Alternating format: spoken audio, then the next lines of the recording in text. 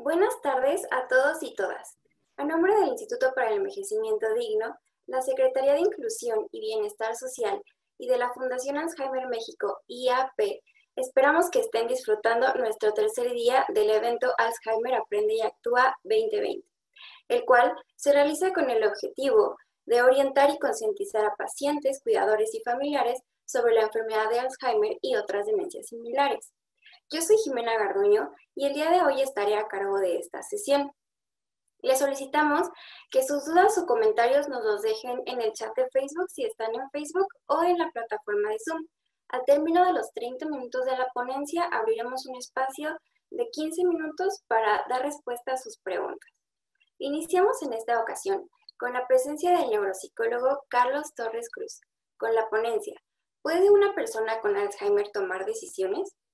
El neuropsicólogo Carlos Torres Cruz es licenciado en Psicología por la Universidad Nacional Autónoma de México. Cuenta con una maestría en Psicología con residencia en Neuropsicología Clínica por la Universidad Nacional Autónoma de México. También cuenta con experiencia clínica en Centro Médico ISSSTE 20 de noviembre, en el Hospital Regional de Alta Especialidad de Ixtapaluca y en el Instituto Nacional de Neurología y Neurocirugía. Desde el 2017 es docente en la carrera de Psicología de la Universidad Latina y es miembro fundador del Centro Humanamente, el cual se especializa en atención psicológica y neuropsicológica. Neuropsicólogo Carlos Torres Cruz, bienvenido a Alzheimer Aprende y Actúa. Le cedemos la palabra. Hola Jimena, ¿qué tal? Muchas gracias por la invitación. Extiendo también el agradecimiento a todos los miembros de Alzheimer México. Es para mí un gusto poder estar compartiendo este espacio con ustedes y de nueva cuenta agradezco que me dieran la oportunidad de compartir un poco de este tema en particular del que hablaremos hoy, que tiene que ver con la toma de decisiones.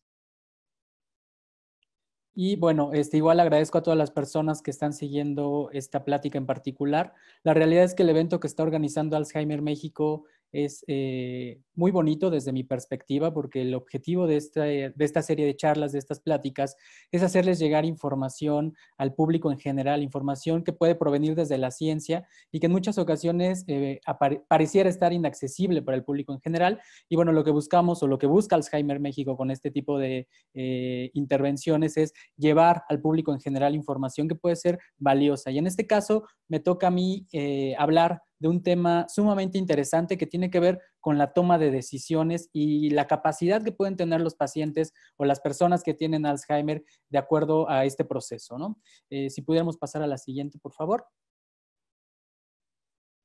De tal manera que el título de nuestra ponencia, como lo veíamos, es ¿puede una persona con Alzheimer tomar decisiones?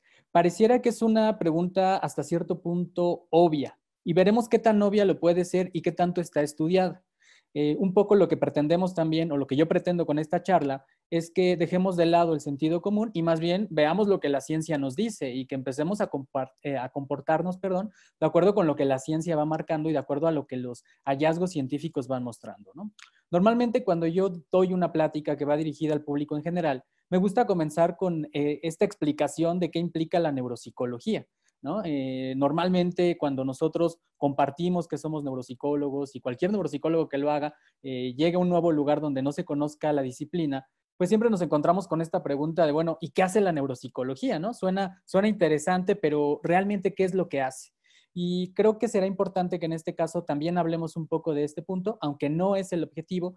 Sin embargo, no quiero dejar pasar la oportunidad porque además nos va a permitir comprender los conceptos que revisaremos adelante, ¿no? Entonces, podemos señalar, por lo tanto, que la neuropsicología es una ciencia, por supuesto, que estudia el cerebro y los procesos psicológicos. Estudia la relación que existe entre estas dos características, ¿no? Por un lado el cerebro y por otro lado los procesos psicológicos, entendiendo de entrada que los procesos psicológicos se pueden dividir en tres tipos: cognitivos, que tiene que ver con la atención, con la memoria, el lenguaje, la planeación, etcétera. Diferentes procesos que nos permiten a nosotros llevar a cabo nuestras actividades cotidianas. Los procesos psicológicos también involucran a los procesos afectivos. Todo lo que tiene que ver con nuestros estados emocionales forman parte también, por supuesto, de los procesos psicológicos. Y finalmente, los procesos volitivos, que probablemente cognitivo y volitivo sean dos palabras que no formen parte de nuestro lenguaje común, ¿no? Sin embargo, ya lo decíamos, cognitivo tiene que ver con este aspecto de procesos como la atención, como la memoria y demás, y la parte volitiva tiene que ver con la voluntad, con decidir qué hacer. Y un poco, ahorita el tema que nosotros estamos abordando, que tiene que ver con la toma de decisiones, veremos cómo estos procesos psicológicos que ahora los muestro separados, en realidad y ya en la práctica, no lo están del todo. Y es importante que esta parte la tengamos presente en todo momento. ¿Podemos pasar a la siguiente, por favor? Y entonces también valdrá la pena señalar cuál es la relevancia de la neuropsicología en términos generales. Básicamente, estos procesos de los que les hablé, los procesos cognitivos que tienen que ver con la atención, memoria, lenguaje, los procesos afectivos que tienen que ver con el estado emocional y los procesos volitivos que tienen que ver con la voluntad y con la conducta y el comportamiento a un nivel complejo, pues son sumamente relevantes para nuestro quehacer diario, ¿no?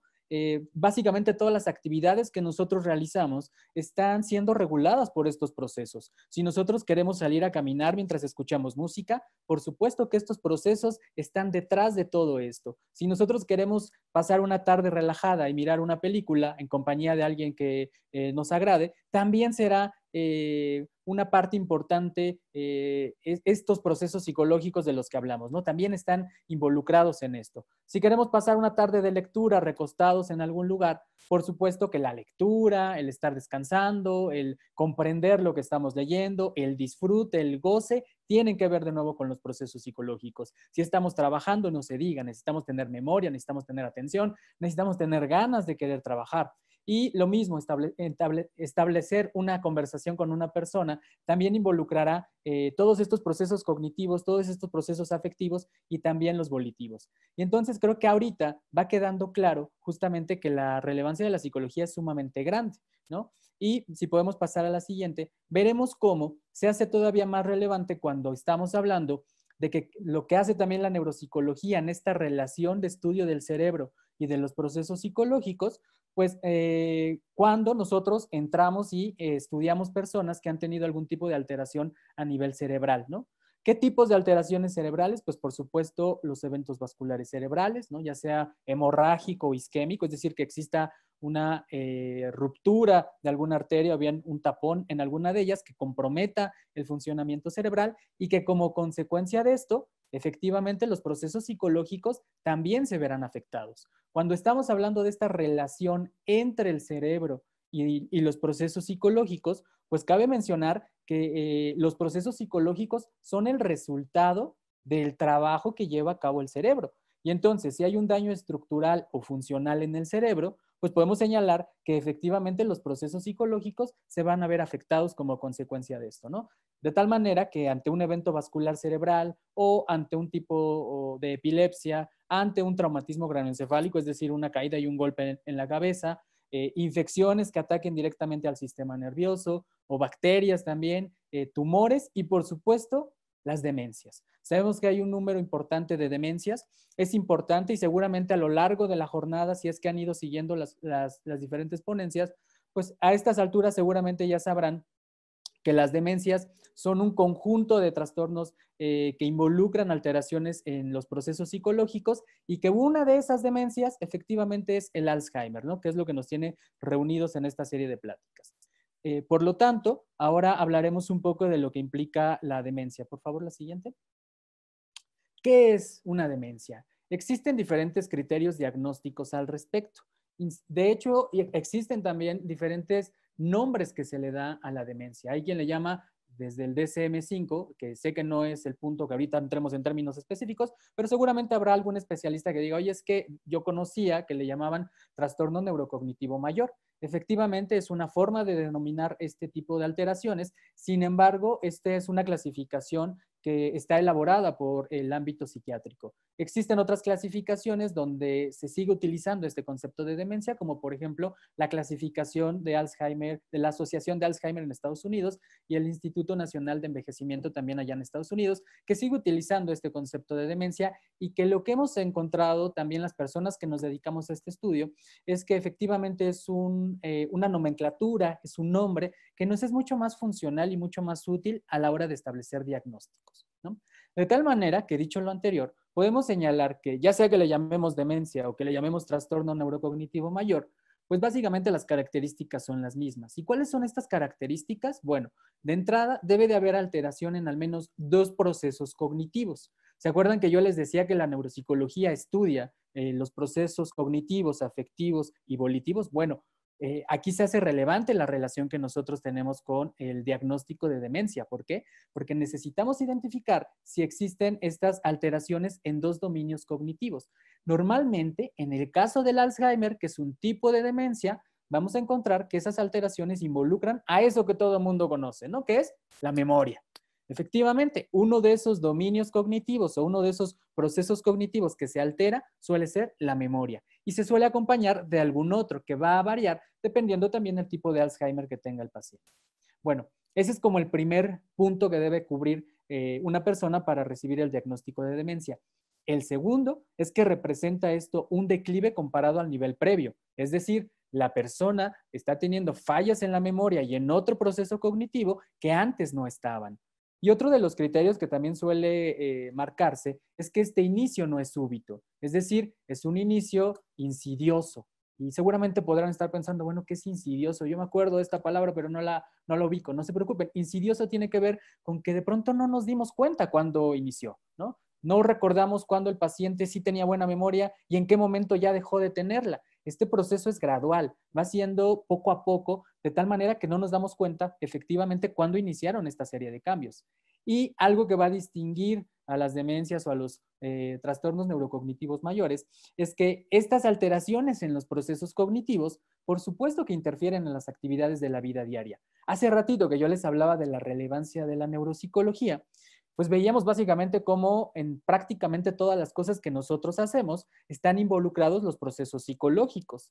Entonces, si hay alguna alteración en ellos, ¿qué va a pasar con las actividades de la vida diaria? Pues también van a tener una repercusión. Y entonces, si estamos hablando particularmente de los casos de demencia en personas con Alzheimer, encontraremos que esas fallas en la memoria pues van a tener una repercusión evidentemente en las actividades de la vida diaria.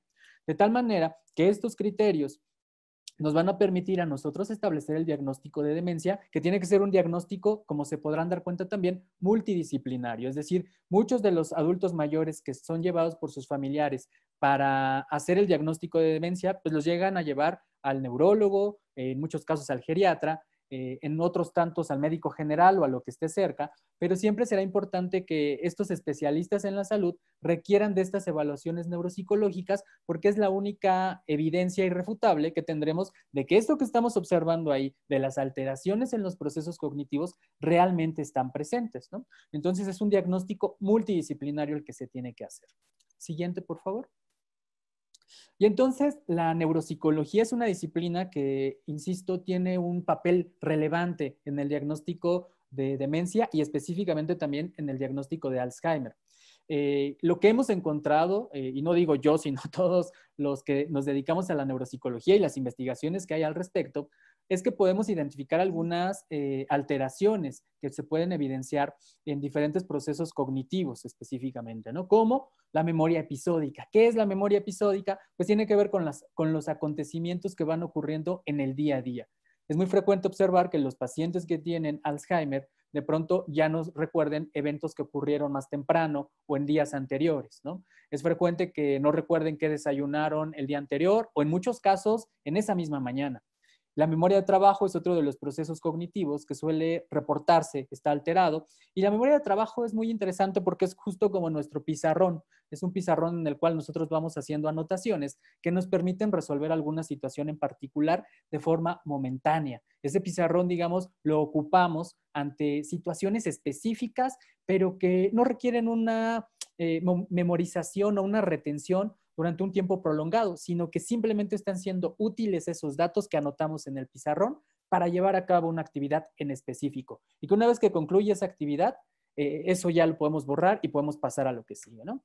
La memoria semántica, que tiene que ver con los conocimientos que adquirimos, por ejemplo, identificar en qué año se descubrió América, quién conquistó a México, bueno, a la antigua Tenochtitlán, todos estos conocimientos académicos, todos estos conocimientos de escuela tienen que ver con la memoria semántica. Por otro lado, el razonamiento abstracto, esta capacidad para abstraer información que va más allá de lo que está dicho o expresado en alguna oración. Por ejemplo, la interpretación de refranes, ¿no? Esta capacidad que tenemos para interpretar que cuando decimos camarón que se duerme se lo lleva la corriente, en ningún momento estamos hablando de un camarón, ¿no? Sino estamos hablando de que si alguien no está abusado, pues la vida lo va a terminar sorprendiendo, ¿no? Esta capacidad, insisto, tiene que ver con la abstracción. La atención es otro de los procesos cognitivos que suele verse afectado en los pacientes con Alzheimer. Y finalmente las habilidades visoespaciales, ¿no? Las habilidades visoespaciales que nos permiten ubicarnos en diferentes lugares y que en muchas ocasiones es clásico que los pacientes con Alzheimer lleguen por primera vez al médico después de que se perdieron. Y uno piensa, es que se les olvidó cómo moverse o cómo tenían que dirigirse hacia el lugar al que querían. La realidad es que en muchas ocasiones esa desorientación está explicada por alteraciones a nivel visoespacial. De pronto entran ahí y no es que estén viendo las cosas distorsionadas, sino que simplemente no logran ubicarse en el lugar en el cual se encuentran. De tal manera que podemos ver que desde la neuropsicología, básicamente los procesos cognitivos están sumamente estudiados. También aquí valdría la pena señalar estos cambios afectivos que aparecen. Es frecuente que el Alzheimer se acompañe de depresión. En muchos casos, y hay estudios muy interesantes que reportan que la depresión suele aparecer incluso antes que estos cambios cognitivos. Ojo que aquí hay que tomarlo con mesura, porque probablemente alguien piense, bueno, entonces si tengo depresión, ¿esto quiere decir que forzosamente tendré Alzheimer? No, absolutamente no. Simplemente que cuando se hacen estudios con personas que ya están diagnosticadas con Alzheimer, hablo de estudios respecto a investigaciones, cuando se hacen investigaciones con personas que ya fueron diagnosticadas con Alzheimer y miramos su historia familiar o su historia personal, se identifican que han tenido algunos episodios depresivos. Esto con mayor frecuencia que en otros padecimientos, de tal manera que sí puede ser un indicador que la persona puede desarrollar Alzheimer, aunque insisto, no es un porcentaje tan alto de que todas las personas que tienen depresión tendrán Alzheimer. Y entonces quedan por otro lado otros aspectos relacionados con el aspecto volitivo. Recordarán que cuando les mencionaba qué es lo que estudia la neuropsicología, hablaba de los procesos psicológicos, que son en tres niveles: procesos afectivos, procesos cognitivos y volitivos. La parte de la voluntad, la parte de tomar decisiones, la parte de planear qué voy a hacer con mi vida, la parte del comportamiento y de la conducta. De pronto, aunque está reportado también lo que se llega a presentar con los pacientes que tienen Alzheimer, a veces queda un tanto de lado. Y en específico, la toma de decisiones, yo les decía que es un proceso que está un poco en la frontera entre los tres rubros que componen a los procesos psicológicos. Es un poco cognitivo porque implica analizar información. Es un poco volitivo porque efectivamente, y no un poco, sino mucho volitivo porque implica algo que tiene que ver con la voluntad, ¿no? Y es mucho más también emocional de lo que pensamos. Y ahorita vamos a revisar justamente por qué la toma de decisiones no es tan fría y calculadora como pensamos para ser exitosa. Pasemos a la siguiente, por favor. Y entonces es aquí donde yo pregunto, bueno, ¿y la toma de decisiones dónde está? ¿Por qué no se ha estudiado la toma de decisiones cuando estamos hablando de personas que tienen alteraciones a nivel cognitivo y a nivel afectivo? Ya vimos todas las alteraciones que están reportadas. Si ustedes buscan neuropsicología y Alzheimer en Internet, se van a encontrar básicamente estos mismos procesos que yo he mencionado. Si buscan alteraciones emocionales en Alzheimer, pues se van a encontrar este dato que yo les he dicho respecto a la depresión. Pero si buscan toma de decisiones y Alzheimer, si bien hay algunos datos y algunos artículos científicos que se han publicado, siguen siendo pocos en el ámbito de la investigación. De tal manera que valdrá la pena estudiarlo y considerar qué es lo que pasa con las personas que tienen Alzheimer y su capacidad para tomar decisiones. ¿En qué momento esto se altera? Bueno, de entrada, ¿esto se altera? Existen, como yo les decía, algunas investigaciones que se han llevado a cabo en diferentes lugares del mundo y hoy les voy a compartir algunos datos de estas investigaciones, pero no se preocupen, no va a ser tan aburrido esto, espero que sea un poco entretenido y sobre todo será muy útil. Entonces, pasemos a la siguiente, por favor. Bien, ¿qué es la toma de decisiones? Esto es algo que nosotros hacemos habitualmente, pero a veces definir las cosas que hacemos cotidianamente nos resulta un tanto complejo. Y vamos a tratar de encontrar una definición que nos deje satisfechos de lo que implica la toma de decisiones. Podemos señalar que la toma de decisiones desde la neuropsicología, porque esto es algo que se ha estudiado también y recientemente mucho desde la neuropsicología, pues podemos señalar que es una elección deliberada de acción prospectiva. Seguramente aquí también esta definición está como un tanto rebuscada. Vamos a tratar de explicarla con mayor detalle. tiene que ver con que nosotros tenemos diferentes opciones y voluntariamente vamos a elegir hacia adelante. Esto tiene que ver con la palabra prospectiva, en el tiempo hacia adelante. Normalmente no elegimos hacia atrás, no podemos, eso ya ocurrió. Más bien elegimos con cosas que van a pasar. ¿A dónde voy a irme de vacaciones? ¿Qué voy a estudiar? ¿Qué voy a comer? ¿A quién contrato como mi contador? Todas esas cosas tienen que ver con un tiempo futuro, ¿no? Entonces, es una elección deliberada, es decir, es una elección premeditada entre diferentes alternativas. No puedo elegir si no tengo alternativas. Y por extraño que parezca, y esto es sumamente interesante, la toma de decisiones se relaciona con la supervivencia. Y digo por extraño que parezca porque a veces no somos conscientes de ello. Sin embargo, la relación entre la toma de decisiones y la supervivencia es estrechísima. Tomamos decisiones para sobrevivir.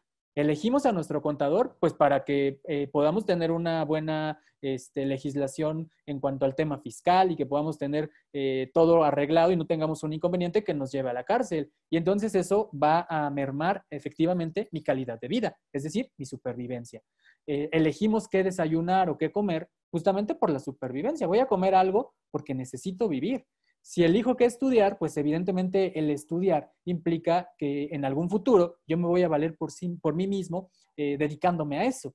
Entonces, ahora pareciera que la toma de decisiones es mucho más claro, que tiene una estrecha relación con la supervivencia. Siguiente, por favor. ¿Y cómo es que tomamos decisiones? Ahorita ya estábamos hablando de cómo es que entendemos la toma de decisiones desde la neuropsicología y entonces vale la pregunta de, bueno, si ya sabemos qué es la toma de decisiones, ¿cómo es que las tomamos? Y esto va a depender un poco de las circunstancias. Hay dos circunstancias básicas dentro de la toma de decisiones. Una, que tiene que ver cuando las situaciones no requieren mayor tiempo de análisis, necesitamos actuar rápido. En esos casos, la toma de decisiones aparece justamente casi en automático, como en esta imagen que les presento, donde está cayendo un tabique y la persona no se va a detener a pensar, bueno, ¿me pegará este tabique o no? ¿Qué hago si me quito? ¿Me quitaré? ¿Me quedo aquí? Pues en lo que ya pensó esto, el tabique ya cayó 15 veces, ¿no? Entonces, hay decisiones que tomamos, insisto, de inmediato. ¿Por qué? Porque tienen que ver con la supervivencia. Esas decisiones, esas situaciones que tienen una relación mucho más directa con la supervivencia y que la ponen en riesgo de inmediato, las tomamos rápido también. Tomamos decisiones rápido cuando estamos en esas situaciones. Por ejemplo, que nos caiga un ladrillo en la cabeza, pues es algo que va a poner en peligro nuestra supervivencia de inmediato, de tal manera que necesitamos actuar igual de rápido. Sin embargo, hay otras situaciones en las cuales podemos tomarnos un poquito más de tiempo. En esas situaciones podemos nosotros identificar que si bien no pone de inmediato en riesgo nuestra supervivencia, pues sí en algún momento lo podrá hacer, ¿no? Entonces, hay situaciones que son de entrada estimulantes, ¿no? Que generan algún tipo de bienestar o que podrían generarlo y que son mucho más complejas, ¿no? Cuando nosotros tenemos esas decisiones, esas situaciones que requieren una decisión mucho más compleja, pues tenemos otra vez respuestas posibles más numerosas. En el ejemplo anterior, donde yo les decía que nos va a caer un tabique, pues las únicas opciones son me quedo aquí o me quito, ¿no? Cuando nosotros estamos hablando de estas otras decisiones mucho más complejas, el número posible de respuestas o de opciones aumenta. Es decir, a mayor complejidad, mayores posibilidades. Y efectivamente, cada una de estas posibilidades se va a ramificar en diferentes consecuencias. Y entonces, analizar todo esto, tener un panorama general de lo que ocurre, a veces nos ayuda. Y yo les voy a plantear una situación aquí en específico y que ahorita tendrá sentido esa ilustración que he puesto. Imagínense ustedes que de pronto el peor enemigo de su mejor amigo les propone hacer un negocio que les va a cambiar la vida. Pero ustedes saben que si hacen un negocio con ese peor enemigo de su mejor amigo, se van a meter en un problema con su mejor amigo. Es su cuate de toda la vida. ¿Nos vamos a meter en un lío con nuestro mejor amigo por un negocio? Seguramente ahorita que lo estoy platicando, ustedes están haciendo el análisis de si no, yo sí le entraba porque pues necesito tener algún ingreso o depende qué tan grande sea el negocio. Y seguramente otras personas dijeron, no, mi mejor amigo siempre va a estar mi mejor amigo ante cualquier negocio. Las opciones son diversas. Podríamos incluso pedirle una especie de autorización o avisarle a nuestro amigo y decirle, oye, ¿qué crees? Que fulanito me escribió para hacer un negocio, me voy a reunir con él, ¿no? Las opciones, insisto, son sumamente grandes. Esto demuestra que efectivamente que ante situaciones complejas, las consecuencias pueden ser también igual de numerosas, ¿no? ¿Y cómo es que nosotros tomamos decisiones? ¿Por qué algunas personas deciden sí hacer el negocio y otras personas habrán decidido que no?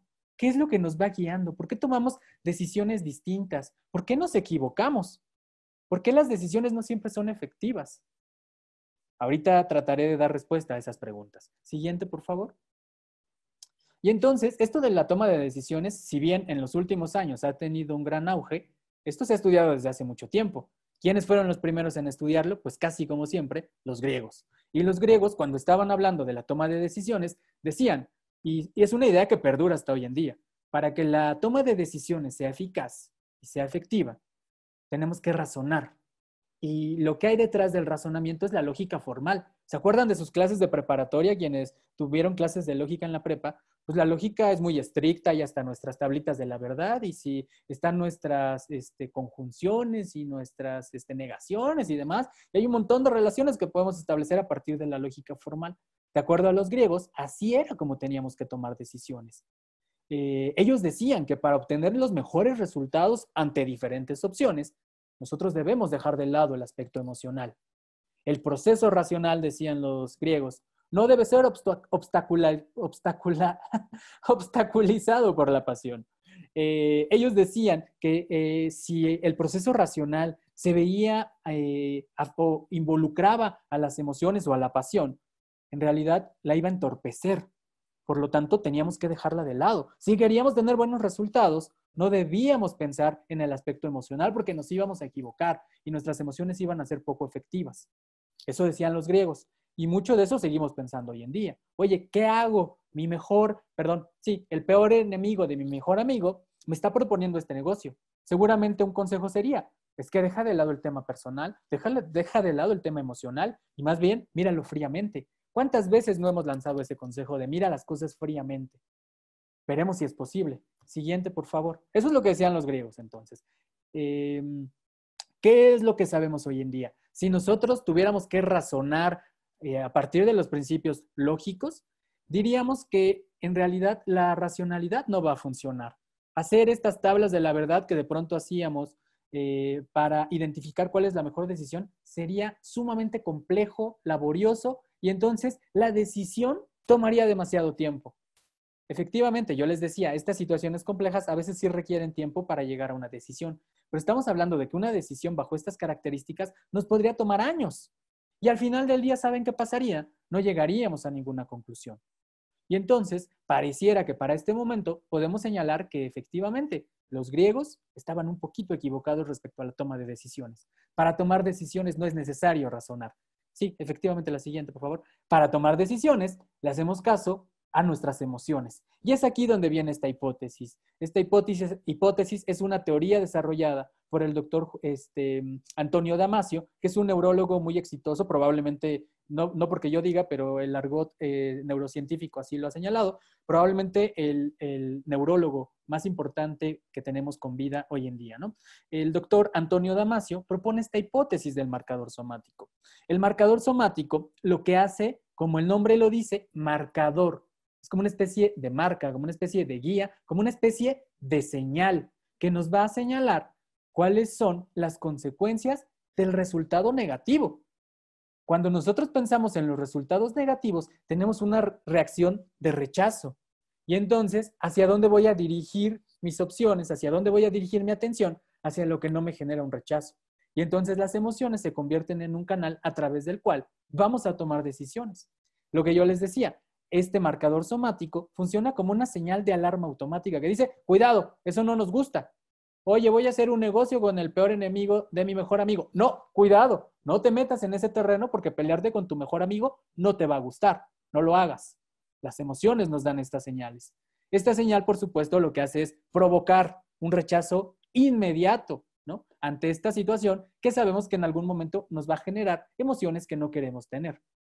Además, esto nos protege contra futuras pérdidas y lo que hace es como depurar las alternativas. Tenía yo todas estas alternativas, bueno, mis emociones me dicen esto, esto, esto y esto, no te gusta, quítalo y quédate con lo que sí te puede gustar. Al hacer esto, aumenta nuestra precisión y nuestra eficacia al tomar decisiones. Y no siempre es garantía de que las tomemos bien, por eso nos equivocamos, porque a veces nuestras emociones, aunque casi siempre nos juegan en nuestro favor, nos pueden jugar en nuestra contra. Siguiente. Y entonces llegamos a este punto. Ya vimos cómo tomamos decisiones. ¿Esto qué tiene que ver con el adulto mayor? El adulto mayor, ¿será importante que tome decisiones? Bueno, es que nosotros tomamos decisiones a lo largo de toda la vida. Tomar decisiones es parte fundamental de la vida. ¿Habría algún romántico que diga, pues la vida si no es tomar decisiones, ¿qué es? ¿No? Porque continuamente estamos tomando decisiones. Desde que nos despertamos y elegimos la ropa que nos pondremos, estamos decidiendo. Y entonces, ¿será que esto será distinto en los adultos mayores? Por supuesto que no. La toma de decisiones es fundamental y compleja a cualquier edad, incluida, por supuesto, la etapa del adulto mayor. ¿Por qué? Porque requieren tomar decisiones respecto al cuidado de su salud, respecto a sus tratamientos médicos, respecto a la jubilación, en qué momento será el ideal para que yo me jubile, respecto a los temas financieros, respecto a un montón de situaciones que van a presentarse en la etapa del adulto mayor. Lo que han encontrado las investigaciones en adultos mayores sanos es que ellos tratan de evitar a toda costa o en la medida de lo posible la toma de decisiones y que cuando llegan a estar en esas situaciones de tomar decisiones, en lo que más confían es en sus emociones. Punto para la teoría de la hipótesis de marcador somático, ¿no? Pareciera que efectivamente tienen razón cuando nos hablan de que las emociones nos ayudan a tomar decisiones. Y ahorita yo les invito a que hagan este ejercicio de que piensen en esas decisiones de las cuales se han arrepentido y piensen si no hay un aspecto emocional detrás de esa decisión. Y al revés, piensen también en esas decisiones que les cambiaron la vida para bien. Y seguramente también habrá un aspecto afectivo detrás de esa decisión. Pasemos a la siguiente, por favor. Ahora, ya vimos lo que pasa con el adulto mayor sano. Evitan tomar decisiones porque no les gusta este tema, este lío emocional que se puede realizar. Y entonces lo que provoca esto es que evitan tomar decisiones y que cuando las toman le hagan caso a las emociones. Bueno, en el Alzheimer, ¿qué es lo que pasa? Ya vimos los cambios cognitivos que hay. Ya vimos que hay también alteraciones estructurales. Digo, no ahorita lo vimos, pero ya lo vieron seguramente en alguna de las otras pláticas que se dieron, ¿no? Ya todo el mundo a estas alturas, quien ha seguido la mayoría de las conversaciones, de las pláticas y de las conferencias, sabe que los hipocampos son las estructuras que se comienzan a alterar, después el lóbulo temporal y después el parietal. Son alteraciones estructurales, ¿no? Sabemos también, y esto es importante resaltarlo, que hay dificultades en el procesamiento emocional. Acuérdense, alteraciones en el procesamiento emocional, sí, esas mismas que nos ayudan a tomar decisiones. Sin embargo, estas suelen ser menos graves que los cambios afectivos, que los cambios cognitivos. Los cambios cognitivos son siempre graves y muy llamativos, ¿no? El paciente ya no se acuerda que en la mañana lo fue a visitar su hijo, ¿no? Eso es muy, muy llamativo y suele ser también mucho más grave que los cambios afectivos. Y estos cambios, por supuesto, aparecen desde etapas tempranas del padecimiento, ¿no? Todos estos cambios que estamos viendo, desde las primeras fases del Alzheimer, podemos identificarlas. Sí. Siguiente, por favor. Bueno, y entonces cuando llegamos al tema de tratar de estudiar si las personas con Alzheimer toman buenas decisiones o no, podemos identificar, como ya se los decía hace un momento, que existen pocos estudios científicos al respecto. No hay una variedad importante como de la memoria, sí la hay. De todos esos procesos cognitivos que les dije, hay un montón de artículos científicos. Algo que casi no está tan estudiado es la toma de decisiones en estos pacientes. Sin embargo, aunque hay sí hay unos estudios, se han elaborado algunos estudios muy interesantes, estos estudios están basados también en utilizar una prueba que nos permita identificar si los pacientes saben tomar decisiones. No será suficiente con preguntarle al paciente, oiga, ¿usted toma buenas decisiones? Porque probablemente todos diríamos que sí. Lo que hacemos es evaluarlo, lo que hacemos es medirlo. Y una forma de medirlo es a través de este instrumento que se llama, en español, el juego de la tarea de apuestas de Iowa, que justamente es una especie de tareas de apuestas donde son mazos de tarjetas, donde le damos dinero ficticio al paciente y lo que él tiene que hacer es elegir una tarjeta de cada mazo. Tenemos 4 mazos de tarjetas. Lo que el paciente no sabe es que va a haber tarjetas que le van a dar más dinero y esas mismas tarjetas que le van a dar más dinero le van a quitar más dinero. Y va a haber otras tarjetas que le van a dar poco dinero, pero también le van a quitar poco dinero. Y entonces lo que tratamos de evaluar es esta capacidad para tomar decisiones de acuerdo a estos criterios, que además son criterios ocultos. El paciente no sabe esto, el paciente lo tiene que inferir, como básicamente en todas las decisiones que tomamos. A veces podemos tener un panorama, pero ese panorama no es la fotografía completa de lo que estamos decidiendo. Siempre hay aspectos que permanecen ocultos a lo que nosotros estamos observando. De tal manera que esta prueba es muy ecológica, no porque esté hecha de papel reciclable, sino que es ecológica porque considera esta parte práctica de la actividad cotidiana del paciente. Es muy parecido a cómo nosotros tomamos decisiones y lo ponemos en una situación, pues vamos, las apuestas están hoy en día, ¿no? O sea, cualquier persona puede hacer apuestas y eso implica también tomar decisiones. Bueno, se utiliza este instrumento con los pacientes, con todos los pacientes o con todas las personas con las cuales queremos evaluar la toma de decisiones y también se ha hecho con personas que tienen Alzheimer. ¿Qué es lo que se ha encontrado? ¿Cuáles son los hallazgos de las investigaciones que existen? Se ha encontrado, por ejemplo, que su ejecución suele ser al azar. O sea, eligen de un mazo, de otro, y a veces tienen como un patrón que es del 1, del 2, del 3 y del 4, y luego regresan 1, 2, 3 y 4, y luego 1, 2, 3 y 4, y así son 100 elecciones y las 100 las van siguiendo con este patrón 1, 2, 3 y 4, ¿no? Hay otros pacientes que eligen indiscriminadamente entre las cartas buenas y las cartas malas. No se dan cuenta tampoco de que hay cartas buenas y cartas malas. No tienen esta inferencia que les permita tomar una buena decisión. Pasemos a la siguiente, por favor. De tal manera que, bueno, aquí está justo lo que decíamos con los resultados encontrados. Podemos señalar que el desempeño ha sido deficiente en estas pruebas. ¿Por qué? Porque están desempeñándose al azar. Están tomando decisiones al azar. Imagínense lo grave que podría ser para nosotros tomar decisiones al azar. A ver, vamos a echar un volado para decidir qué carrera estudio. Sería terrible, ¿no? Voy a echar un volado para ver si me caso con él o no. Sería terrible otra vez. Entonces, vemos esto que está ocurriendo con los pacientes que están teniendo Alzheimer y podemos señalar que esta toma de decisiones es azarosa. ¿En qué momento? Es importante señalarlo. Estos hallazgos, como lo dice en la parte de abajo de nuestra diapositiva, se han encontrado en pacientes con un Alzheimer leve, que tienen pocos años de evolución. Eso ya ocurre en pacientes con estas características. Imagínense lo que vamos a encontrar con pacientes que tienen un Alzheimer ya sumamente avanzado. De hecho, en muchas ocasiones, y esto lo digo por experiencia, ni siquiera los pacientes acceden a la tarea, es decir, no comprenden lo que se les está solicitando, ¿no? De tal manera que en muchos casos, sobre todo cuando el paciente tiene un Alzheimer avanzado, ni siquiera será consciente de la situación que está implicando la toma de decisiones. Y por último, podemos señalar que efectivamente las personas que han participado en estos estudios parecieran no diferenciar las situaciones ventajosas, o sea, las cartas buenas, de las desventajosas, o sea, las cartas malas. Otra vez, estamos hablando que estos resultados, ¿cómo los podemos traducir? Básicamente que el proceso de toma de decisiones en personas con Alzheimer leve ya está alterado, ya está afectado. Valdrá la pena, por supuesto, hacer investigaciones que consideren la fase previa del Alzheimer o de la demencia de tipo Alzheimer. ¿Cuál es esa fase previa? El deterioro cognitivo leve. ¿Se acuerdan que hace ratito que di la definición de Alzheimer, perdón, de demencia? Yo decía que son cambios cognitivos que afectan las actividades cotidianas del paciente. En el caso del deterioro cognitivo leve, lo que ocurre es que también encontramos alteraciones cognitivas, pero estas todavía no interfieren en las actividades cotidianas del paciente. Ahí es cuando el paciente está en una fase previa de desarrollar Alzheimer. Será interesante ver qué es lo que está ocurriendo con los pacientes que están en esta fase, están en la fase previa del Alzheimer y será interesante respecto a la toma de decisiones, quiero decir, ¿no? Aún así hay estudios, pero los estudios no son del todo concluyentes. Los estudios nos dicen que las personas que están cursando un deterioro cognitivo leve, en algunos casos salen igual de bien que personas de la misma edad que no tienen ningún tipo de alteración asociada a un deterioro cognitivo leve o una demencia. Sin embargo, hay otros estudios que reportan que sí. De tal manera que pasemos directamente a las conclusiones, ¿no?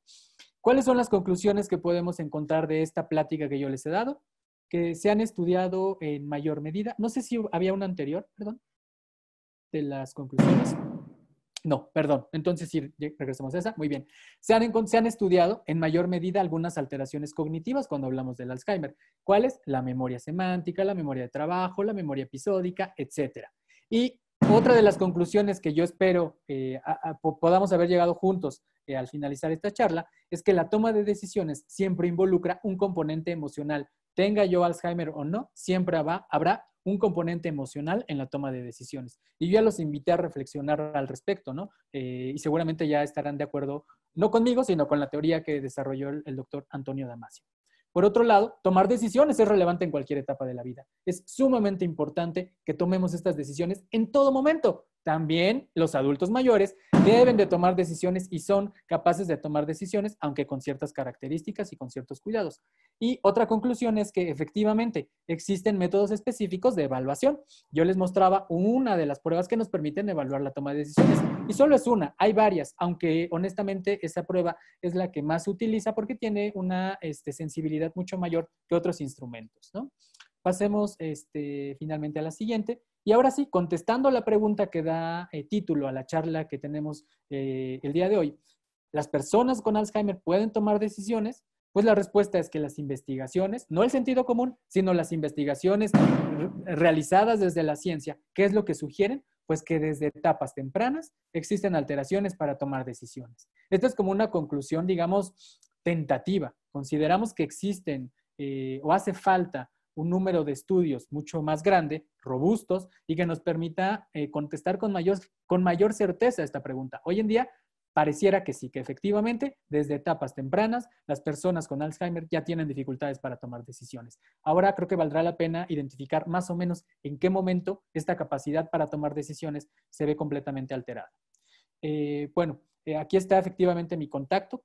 Quiero, antes de terminar, agradecer, por supuesto, a todas las personas en Alzheimer México por la invitación, a la maestra Dulce Tobar, que no está presente por acá, pero sé que por ahí anda, que le agradezco totalmente la invitación, a todo el grupo que está detrás de Alzheimer México, a Jimena, que me acompañó el día de hoy, también le agradezco muchísimo su colaboración, y a todos ustedes. Como Jimena lo dijo hace un momento, bueno, yo realizo diferentes actividades, y una de ellas tiene que ver con la práctica psicológica y neuropsicológica en esta clínica, o en este centro que hemos inaugurado, que se llama Humanamente. Los invito, por favor, a que nos sigan en nuestras redes sociales y ahí estamos compartiendo información del ámbito psicológico y neuropsicológico que está dirigida al público en general. Por supuesto que siempre será importante que el público en general reciba esta información. De nueva cuenta, reitero el agradecimiento y como siempre, un gusto estar aquí con ustedes en Alzheimer México. Muchísimas gracias por su ponencia. Como usted lo decía, pues es muy interesante saber todos estos procesos cognitivos y cómo se afectan cuando pues una persona tiene alguna de estas situaciones que ya nos comentaba, que pues en este caso estamos tratando demencias, ¿no? Brevemente abrimos un pequeño espacio para preguntas. Tenemos aquí nos comentan que muy interesante. Y dice, no sé qué tanto puedo dejar que mi familiar decida o no. ¿Cuál sería un criterio para saber qué puedo dejar que decida y mejor decidimos nosotros como hijos? Claro, es una pregunta muy interesante que además nos permite entender la situación de los cuidadores, ¿no? Los cuidadores de pronto ya no saben qué tanto sí les dan permiso de decidir o qué tanto ya no. Yo creo que valdrá la pena efectivamente realizar una evaluación neuropsicológica enfocada a analizar la toma de decisiones. No es como ojo de buen cubero de, pues me late que el día de hoy sí puede tomar decisiones o creo que hoy no. O de acuerdo a esta circunstancia, no. Creo que valdrá la pena una evaluación neuropsicológica que nos permita tener con claridad y con evidencia científica si esta persona está siendo capaz de tomar decisiones o no. Entonces, la recomendación será esa, acudir al experto que nos permita identificar si efectivamente el paciente es capaz de tomar decisiones o ya no. Perfecto, pues muchas gracias. También hay otra que nos ponen. ¿Hay alguna forma de entrenar la toma de decisiones para que las personas que tienen Alzheimer o otro tipo de demencias tengan mayor libertad? Sí, también es una pregunta interesante y creo que valdrá la pena hacer algún tipo de estudio al respecto, ¿no? No hay estudios que en este momento, no estudios que yo conozca, ¿no? Porque igual y sí los hay, al menos no hay estudios que yo conozca que evalúen cómo podemos prepararnos para tomar buenas decisiones. Yo hablaría un poco a partir de lo que conozco de la psicología y de la neuropsicología y diría, creo que ese entrenamiento tiene que ver con una regulación emocional ad hoc, ¿no? y que la regulación emocional no implica inhibo mis emociones y las guardo y las tengo aquí bien calladitas. No, implica esta higiene mental y que la higiene mental tiene que ver con este contacto adecuado con nuestras emociones. Muchas veces nos peleamos con ellas, pensamos que el enojo, que la tristeza son emociones que no hay que experimentar y que no hay que vivir y que hay que guardarlas debajo de la alfombra. Sin embargo, como lo veíamos, las emociones, todas, son señales que nos indican que algo no está bien o que algo está bien, ¿no? Y que los necesitamos mantener si queremos que esto continúe. Entonces, yo creo que más que entrenar como tal el tema de la toma de decisiones, yo hablaría de esta higiene mental respecto a cómo estamos viviendo nuestras emociones, que desafortunadamente hay muchos tabús, hay muchos sesgos a nivel social que no nos ayudan a experimentar de forma adecuada nuestras emociones, ¿no? Entonces, esa sería la recomendación y por supuesto las recomendaciones básicas para ir previniendo, que por supuesto no es que si yo hago estas cosas ya no tengo Alzheimer. Hace ratito hubo una charla donde estaban abordando justamente estos temas de cómo puedo tener estas medidas protectoras, pero que son solo eso, o sea, no garantiza que si yo hago estas actividades no voy a tener Alzheimer, ¿no? ¿Qué actividades son? Pues creo que ya las conocen, esto de el ejercicio, una alimentación saludable, mantenernos cognitivamente activos, ¿no? Normalmente las personas que se jubilan piensan que la jubilación es sentarse en el sillón a mirar televisión y no necesariamente. Hay muchas cosas que se pueden hacer y la recomendación será esa, activarnos cognitivamente hablando, activarnos también en cuanto a cómo estamos en contacto con nuestras emociones y las otras recomendaciones generales que normalmente se dan para prevenir, como insisto, no es como que no vayamos a tener Alzheimer si hacemos esto, más bien son como medidas protectoras que reducen un poquitito, pero sí reducen un poquitito la probabilidad de tener Alzheimer, como hacer ejercicio y la alimentación saludable. Perfecto, pues muchísimas gracias. La verdad, como ya le comenté y como nos dicen aquí en los comentarios, es un tema muy importante y muy relevante que realmente creo que el tiempo no alcanza para abarcar todo lo que conlleva el tema. Pero bueno, de parte de, pues, de la fundación, le agradecemos mucho el estar con nosotros y pues exponer de este tema. También les agradecemos a todos los participantes y pues los invitamos a seguirse conectando y que ingresen a la página de www.alzheimeraprendeYactúa.org para seguir viendo todas las ponencias y talleres que tenemos para ustedes. No se los pierdan y de nuevo muchísimas gracias. Gracias. Hasta luego.